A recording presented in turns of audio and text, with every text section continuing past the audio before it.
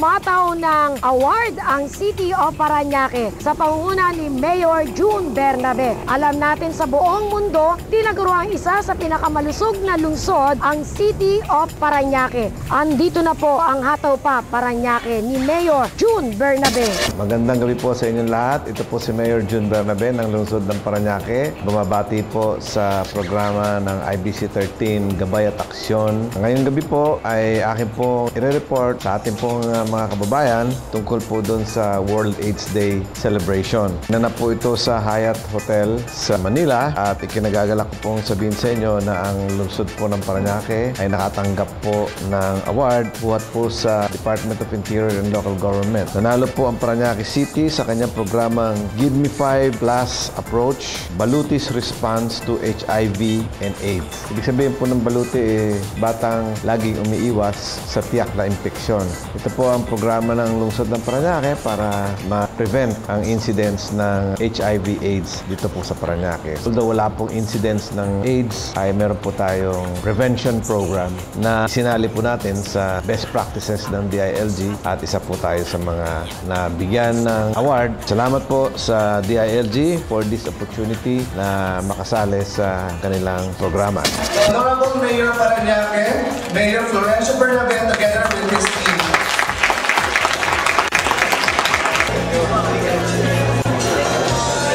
Next week ay meron po tayong programa sa lungsod ng Parañaque na kung tawagin ay RPT Online. RPT po means Real Property Taxes. Sa kauna-unahang pagkakataon dito po sa Pilipinas ay makakapagbayad po ang taxpayer ng Parañaque sa pamamagitan po ng internet. Ma-access po ninyo yung aming po RPT Online project. Mag-enroll lang po muna kayo. Once you enroll, you will be given a PIN number at yun po ang inyong gagamitin para ma-access na yung program. If you are current on your payments on real property tax or amilyar, kayo po ay makakasali at pwede nyo po ma-avail yung services such that hindi nyo na ho kailangan pumunta sa City Hall. Sa inyo pong bahay o sa inyong opisina ay pwede na po kayong magbayad. Para po sa mga kumpanya, lalong-lalo na po yung napakaraming titulo, kaya mga properties. Sapagkat pag nagpunta ho kayo doon, kung may dala-dala ho kayong titulo, kayo po ay matatagalan. So you can resume anytime you want. Ito hong darating na Kapaskuhan ay magsisimula ho tayo sa December 4 na Christmas gift giving natin as usual. Ito po taon-taon ay iniintay po ng ating mga kababayan coming from the poorest of the poor families. Isa pong feature ng ating pamaskong handog ay hamon.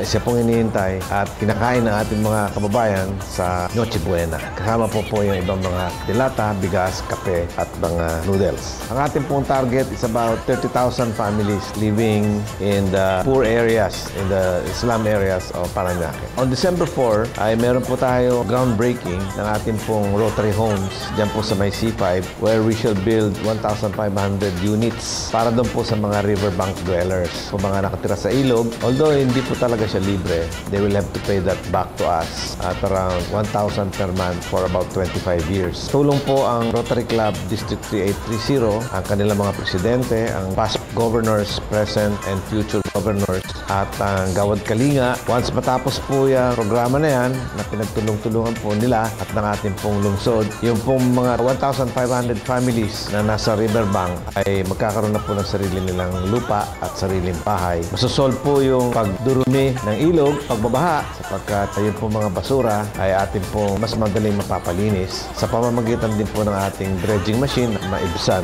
ang pagbabaha dito po sa Parañaque. Ang nasolve po natin doon ay yung pag-alis ng pagtira ng paninirahan ng mga kababayan natin sa ilog, luminis yung ilog at baka sakaling maging mabuhay na muli ang mga ilog na yan at pamuhayan uli ng isda at iba pang mga alamang dagat. Ang Gawad Kalinga sa Don Bosco, mga 20 units na nireserve po natin sa mga handicap. May polio, bulag, ipe at kailangan na mag-rehabilitate. In cooperation with the UST Hospital at ang kanila pong grupo doon, this is a Gawad Kalinga project in cooperation with the City of Parañaque. I must say na meron na po tayong around 2,500 units na naipamahagi sa ating po mga kababayan at tuloy-tuloy po ang paggawa at pamamahagi ng mga Gawad Kalinga projects. I would like to welcome the group of ANCOP, ANCOP, answering the call of the poor para po makapagpagawa rin po ng pabahay sa mga kababayan nating nakatira sa depressed area. Pangarap po na inyong Mayor, mabawasan mga naninirahan sa depressed area. Ang objective natin ay zero slum dwellers sa lungsod ng Parañaque. Very ambitious, but we'll try to do it with the help of NGOs like Rotary Clubs